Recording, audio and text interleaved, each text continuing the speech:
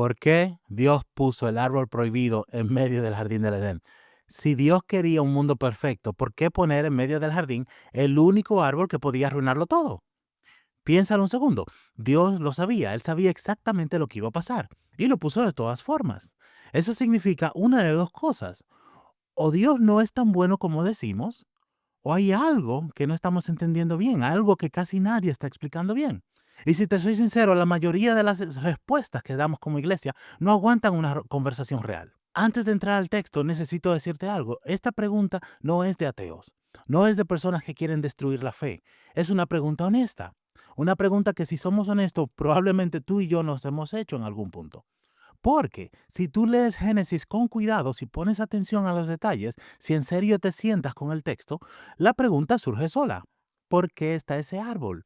¿Por qué ponerlo si sabes lo que va a pasar? Y hay algo más incómodo todavía. Si Dios es omnipotente, si Él puede hacer cualquier cosa, entonces no tiene la excusa de que no tenía otra opción. Eso es lo que vamos a estar explorando hoy con honestidad. Vamos a comenzar con el diseño original. Me encanta comenzar con el diseño original, si lo notan. Pero vamos a ir a Génesis capítulo 2 y vamos a estar estudiando el verso 15 al verso 17. Mira lo que dice el verso 15. Dios el Señor tomó al hombre y lo puso en el jardín del Edén para que lo cultivara y lo cuidara. Dios el Señor le ordenó al hombre, puedes comer de todos los árboles del jardín, pero del árbol del conocimiento del bien y del mal no deberás comer. El día que de él comas, sin duda morirás. Quiero que notes algo. Dios no dice, aquí tienes una lista de cosas prohibidas. Él no dice, mira, no tomes este, no tomes aquel, no tomes aquel. No, no, no. Dios dice, come de todos los árboles. Cientos, potencialmente miles de árboles. Puedes comer de todos de ellos. Hay uno solo que está fuera de límites. El diseño original no era restrictivo. Dios no era un Dios tacaño, mezquino. Dios es un Dios generoso, abundante y solo pone un límite. Ahora piensa en esto. Imagínate que le das las llaves del carro a tu hijo por primera vez. Cuando tú le das las llaves, tú sabes que hay riesgo. Tú podrías no darle las llaves nunca, pero si tú no le das la llave, nunca va a aprender a manejar. Nunca va a ser un conductor. Siempre va a necesitar que tú lo lleves de un lado a otro. Las llaves conllevan un riesgo, pero no son una trampa. Tú no estás con el deseo de que tu hijo se meta en un accidente. No es una trampa, es la condición necesaria para que él crezca. El árbol funciona así. Sin una opción real de decir que no, el sí no vale nada. Ahora hay algo en este texto que muchos pasan por alto. Fíjate en el nombre del árbol. El árbol del conocimiento del bien y del mal. En hebreo, que es el idioma en el cual este texto original está escrito, la palabra original es da'at. Y da'at no simplemente se refiere a saber datos, se refiere a experiencia. Dios ya conocía el mal, pero lo conocía como un médico conoce a una enfermedad. La estudia, la entiende, la define, pero no la tiene.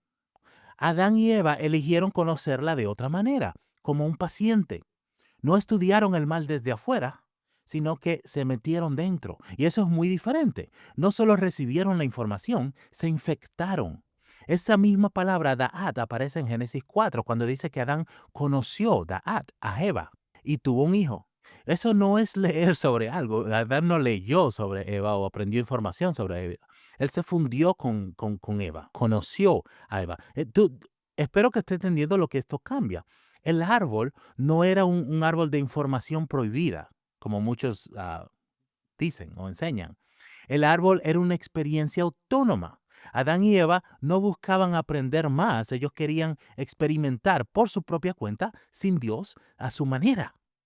Entonces la pregunta no es por qué querían aprender más, la pregunta es por qué querían vivir sin Dios, por qué querían ser independientes de Dios. En el nivel básico ellos querían decidir por ellos mismos lo que era bueno y lo que era malo.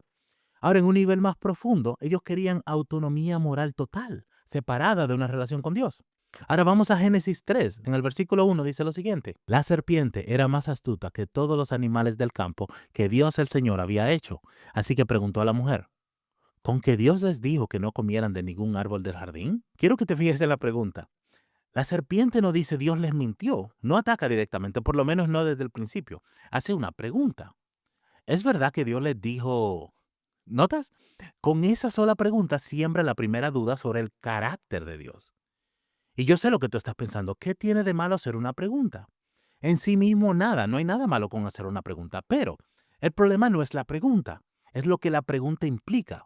La serpiente reencuadra todo. ¿Recuerdas que hablamos de la abundancia y de la generosidad de Dios? Dios le dice, pueden comer de todo árbol. Pero la serpiente reencuadra esto. En lugar de Dios le dio 1000 árboles y uno está fuera de límites, la pregunta sugiere, wow, ¿Dios les está quitando algo? Sí, lo lleva de la abundancia a la restricción, de la generosidad a la sospecha. Y ahí está el núcleo del pecado. No fue el acto de comer, fue la decisión que Dios tenía motivos ocultos, que Dios no era tan bueno como decía ser. Y eso es importante porque hoy en día funciona de la misma manera. Piensa esto, ¿cuántas veces dudamos de Dios? No porque tengamos ningún tipo de evidencia de que Él es malo, sino porque alguien o algo o una situación difícil reencuadró la historia. Y pensamos, si Dios fuera tan bueno, esto no estaría pasando. Si Dios te amara, no te pediría esto. Y esa es la misma pregunta de la serpiente, con ropa diferente. Mira el verso 2. Podemos comer del fruto de todos los árboles, respondió la mujer. Pero en cuanto al fruto del árbol que está en medio del jardín, Dios nos ha dicho, no coman de ese árbol ni lo toquen. De lo contrario, morirán. Pero la serpiente dijo a la mujer, no es cierto, no van a morir. Dios sabe muy bien que cuando coman de ese árbol se les abrirán los ojos y llegarán a ser como Dios, conocedores del bien y del mal. La mujer vio que el fruto del árbol era bueno para comer y que era atractivo a la vista y era deseable para adquirir sabiduría. Así que tomó de su fruto y comió. Luego dio a su esposo que estaba con ella y él también comió. Quiero que notes algo, específicamente en el versículo 6. Antes de comer, Eva lo vio, lo evaluó, le pareció bueno, le pareció deseable. No fue un impulso ciego. Con el mandato claro, con la advertencia presente, con toda la información disponible, ellos eligieron. La misma libertad que permite el sí genuino, permite el no genuino. No puedes tener uno sin el otro. Ahora, antes de seguir, si ese tipo de conversación te hace bien, si sientes que este episodio te está ayudando, te invito a que me sigas donde sea que estés escuchando, ya sea en YouTube, estamos en Spotify, estamos en Apple Podcasts. Si tienes preguntas, también me las puedes escribir a hola@simplecierto.com. Muchas de estas preguntas se terminan convirtiendo en episodios eventualmente. También quiero dejarte saber que tenemos una guía gratuita. Esa guía gratuita se llama Cómo leer la Biblia bien y la puedes encontrar en simplecierto.com o en el enlace de la descripción. Si estás empezando a leer la Biblia o si llevas años, pero sientes que algo te falta, que a veces te cuesta estudiar el contexto, no es nada mágico. La guía simplemente te recuerda algunos pasos para ayudarte a que seas responsable en el estudio de la Biblia. Así que totalmente gratuita, solo tienes que ir al enlace de la descripción o a mi página simplecierto.com y la puedes descargar ahí. Continuemos. Ahora, esto abre otra pregunta incómoda. ¿Por qué tú y yo cargamos las consecuencias que no comenzamos? ¿Por qué pagamos por la culpa de Adán? Porque eso es lo que implica la caída. No solo que Adán y Eva fallaron, sino que algo se rompió para todos. Romanos 5, versículos 18 y 19 dicen, por tanto, así como un solo pecado causó la condenación de todos, también un solo acto de justicia produjo la justificación que da vida a todos. Porque así como por la desobediencia de uno solo, muchos fueron hechos pecadores, también por la obediencia de uno solo, muchos serán hechos justos. Hay una respuesta muy común cuando se habla de este tema y la escucho todo el tiempo. Probablemente tú también la has escuchado y suena de la siguiente manera. Dios lo sabía todo de antemano y ya tenía un plan. Eso es verdad, pero es incompleto. ¿Por qué? Porque decir Dios tenía un plan no le quita el peso al dolor, no le explica nada al que creció con consecuencias que no escogió. Imagínate que hay un partido de fútbol y el capitán toma una decisión. Esa decisión que el capitán toma fue una mala decisión y el equipo termina perdiendo el campeonato. El resto del equipo no tomó esa decisión. Fue solo el capitán. Pero todos pierden el trofeo, porque el capitán jugaba por todos. Adán era el capitán de la humanidad. Su decisión nos afectó a todos. No porque seamos culpables de lo que él hizo específicamente, sino porque él jugaba representándonos. Y eso puede sonar un poquito injusto, y entiendo por qué. Pero la misma lógica que nos mete en el problema también nos saca del problema, porque Pablo dice que ahora hay un nuevo capitán, uno que jugó el partido perfecto, que no perdió nada y que ya ganó. Y ahora tú puedes elegir a qué equipo perteneces. Este nuevo capitán, Jesucristo, gana el partido, gana el campeonato y tú puedes decidir formar parte de ese equipo. De la misma manera que Adán nos representó y nos hizo perder, de la misma manera Jesucristo nos representa ahora y nos permite ganar. La victoria la tiene asegurada. Ahora, aclaro, ninguna de estas explicaciones son perfectas. Este es uno de los puntos más difíciles de la fe cristiana y no hay una respuesta que no duela un poco. ¿Por qué? Porque las consecuencias las sufrimos en carne propia. Pero lo que sí es claro en el texto es que Dios no se fue después del árbol. En Génesis 3 no termina con una puerta cerrada. No fue que Adán y Eva pecaron y Dios los sacó inmediatamente. La historia continúa. Termina con algo que muchos pasan por alto. Dios va a buscar a Adán, él le habla, lo confronta y luego hace algo que nadie esperaba. Los viste, no con hojas, con pieles. Y para tener pieles, algo tuvo que morir. Y ese es el primer sacrificio en la Biblia. Un animal inocente, muerto para cubrir la vergüenza humana. Dios no solo los juzgó, Él pagó el costo de cubrirlos. En ese momento, Dios deja de ser solo el que pone las reglas y se convierte en el que paga cuando las reglas se rompen. Y ese patrón no termina en Génesis 3. Ese es el hilo que corre por toda la Biblia. No resuelve todo, pero cambia la imagen de Dios. No es un Dios que no le importa. Ahora, hay una objeción fuerte que me gustaría hablar al respecto, y es la siguiente. Si Dios sabía lo que iba a pasar, poner el árbol en medio del jardín era irresponsable. Y la ilustración que se da junto con esta objeción es la siguiente.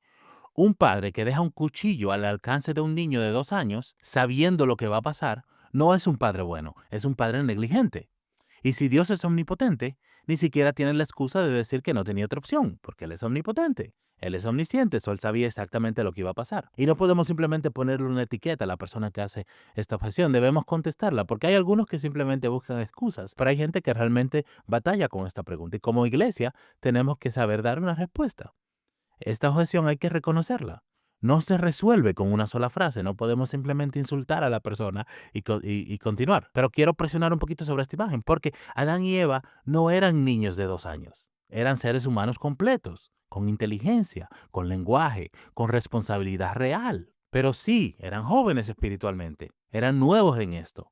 No tenían un historial, no tenían cicatrices, no tenían la experiencia de lo que el mal realmente cuesta. Y el árbol no era un cuchillo tirado en el piso. El árbol más bien es como la autoridad de un adulto, la llave de la caja fuerte, el acceso a algo que requiere madurez para poder manejar. No era una trampa para un bebé, era una graduación que intentaron robar antes de que ellos estuvieran listos para recibirla. Ellos querían la autoridad de decidir por sí mismos el bien y el mal, sin haber desarrollado todavía la madurez para poder cargar ese peso. Y eso lo vemos en nosotros todo el tiempo. Un adolescente que quiere las libertades de un adulto, sin ninguna de las responsabilidades. Todos estuvimos ahí y muchos hemos tenido adolescentes que están en esa etapa. Eso no es maldad pura, es inmadurez. Pero la objeción todavía tiene fuerza. ¿Por qué? Porque si Dios sabía todo esto, ¿por qué no esperó? ¿Por qué no los protegió más? Esa es una pregunta honesta y no la vamos a esquivar, vamos a responderla. La perspectiva que mejor explica nuestra intuición humana es esta. El amor que no puede ser rechazado no es amor, es control. Pero si alguien te dice que eso es una verdad absoluta garantizada por el texto, está añadiendo al texto. Un padre negligente abandona. Este Dios, el Dios de la Biblia, no abandona, Él se queda. Dios busca a Adán, le pregunta dónde está. No porque no sabe, porque recuerda, Él es omnisciente, sino porque todavía quiere la conversación. Él los cubre, los protege y promete que algo va a cambiar. Él les da la promesa de un Mesías, de alguien que va a venir a arreglar lo que ellos rompieron. La pregunta honesta no es solo ¿por qué Dios creó el riesgo? La pregunta honesta es ¿qué tipo de Dios es el que responde cuando el riesgo se materializa? Y el Génesis y el resto de la Biblia tienen mucho que decir sobre esto. Así que tal vez no sepamos a perfección exactamente todos los detalles del por qué, pero sí sabemos que no es porque no le importa.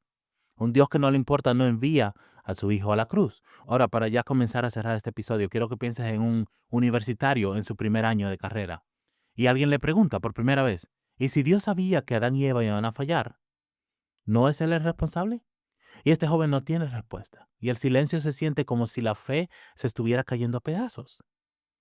Esa pregunta no es falta de fe, es honestidad y merece una respuesta honesta.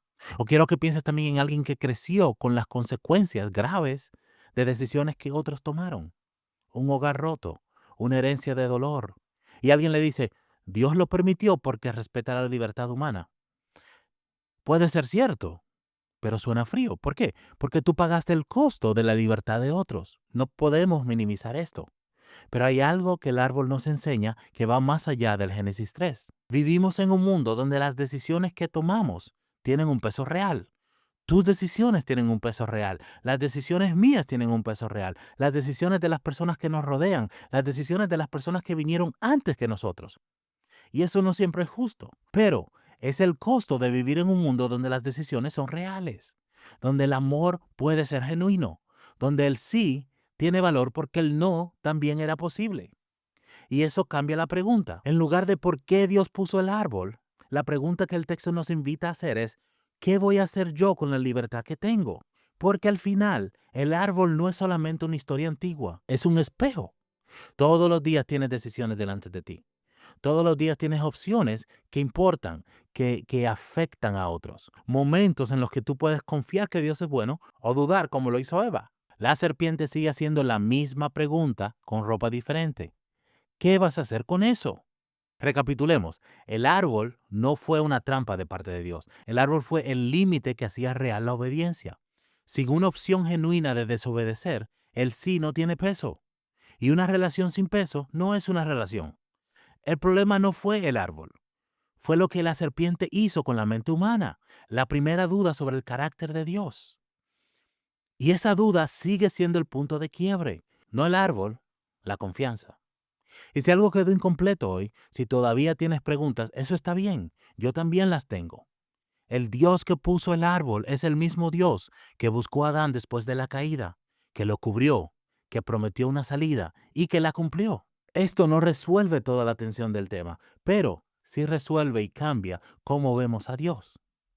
Si este episodio te ayudó, compártelo con alguien que esté haciendo las mismas preguntas. Estamos en YouTube, estamos en Spotify, estamos en Apple Podcasts. Suscríbete donde quiera que lo estés escuchando. Escríbeme a hola@simplecierto.com y descarga la guía gratuita Cómo leer la Biblia bien en simplecierto.com o en el enlace de la descripción. Bueno, eso es todo. Nos vemos en el próximo episodio. Que Dios te bendiga mucho.